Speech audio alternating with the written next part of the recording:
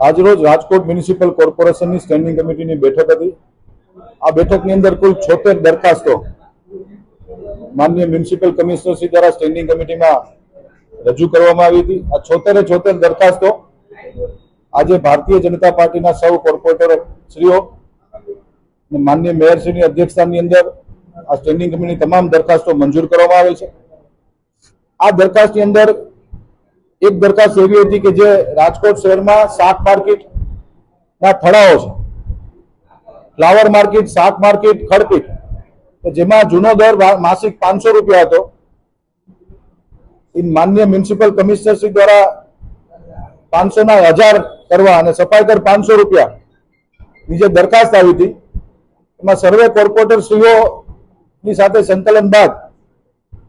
જે 500 ના 1000 રૂપિયા કરવાની હતી દરખાસ્તમાં જૂનો દર એટલે કે 500 રૂપિયા ચાલુ રાખવો અને સફાઈ કર 500 રૂપિયા એડ કરીને આ દરખાસ્તને પણ મંજૂર કરવામાં આવી છે। કુલ મિલાવીને આજે રાજકોટ મહાનગરપાલિકાની સ્ટેન્ડિંગ કમિટીની અંદર 1,16,31,12,790 એટલે કે 116,31,00,000 જેવી રકમના ખર્ચે રાજકોટ શહેરના શહેરીજનો માટે ભારતીય જનતા પાર્ટીના શાસકોએ આજે અમે લોકોએ સમગ્ર 18 વોર્ડમાં વિકાસ કામો માટેની આજની સ્ટેન્ડિંગ કમિટીમાં તમામ દરખાસ્તને મંજૂરીની આપવામાં આવેલ છે। ન્યારી ફિલ્ટર પ્લાન્ટની અંદર 25 ml નો જે નવો પ્લાન્ટ બનાવવાનો છે તેના દ્વારા જે નવું રાજકોટ છે, જે કાલાવ રોડ ઉપર જે નવું Rajkot ward number 10, 11, 12, ward number 9 આ બધા લોકોના રહેવાસીઓ માટે ફિલ્ટર પ્લાન્ટ બનાવવાની પણ દરખાસ્ત હતી જે અમે લોકોએ આજે મંજૂર કરી છે। રાજ્ય સરકારની એક સંસ્થા છે, રાજ્ય સરકારની સંસ્થા દ્વારા ગુજરાતના 7 મહાનગરોની અંદર રીડેવલપમેન્ટની એક કન્સલ્ટિંગ એજન્સી છે કે જે તમારા રાજકોટ શહેરના 100 ફૂટના, 150 ફૂટના, 200 ફૂટના મહાનગરોની અંદર જે રોડ હોય છે એ રોડ આજે આપણે જોઈ શકીએ કે જે આપણો જે 150 ફૂટ રિંગ રોડ છે આજે ઘણા વર્ષો પહેલા બન્યો ત્યારે સાયકલ ટ્રેક હતો, નાનું મોટું ક્યાંક ને ક્યાંક ઇમ્પ્રુવમેન્ટ છે, ક્યાંક પાણી ભરાય છે, ક્યાંક બ્રિજની ઉપયોગિતા છે। આના માટેની રાજ્ય સરકારની સૂચનાથી એક કન્સલ્ટન્ટ એજન્સીની પણ એક દરખાસ્ત હતી જે આજે મેં મંજૂર કરી છે।